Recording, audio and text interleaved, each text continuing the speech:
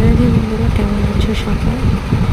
দেখো, এই প্রথমবার গুরুদুয়ারের লাইট কীভাবে বন্ধ হয়ে যাচ্ছে। আমার হাজব্যান্ড গিয়েছিল কাজে বাইরে, সেখানেতে ওই ভিডিওটা করেছিল। ভিডিওটা করে আমাকে পাঠিয়েছিল। ও ভেবে অবাক হয়ে গিয়েছিল। ভারতকে রক্ষা করার জন্য এইটুকু তো কাজ আমাদের করতেই হবে, তাই না? দেখলে বন্ধুরা কীভাবে লাইটটা অফ হয়ে গেল। এসে সবাই মিলে প্রার্থনা করি এই পাকিস্তান আর ইন্ডিয়ার যুদ্ধে সব কিছু যেন তাড়াতাড়ি ঠিক হয়ে যায়। জয় হিন্দ।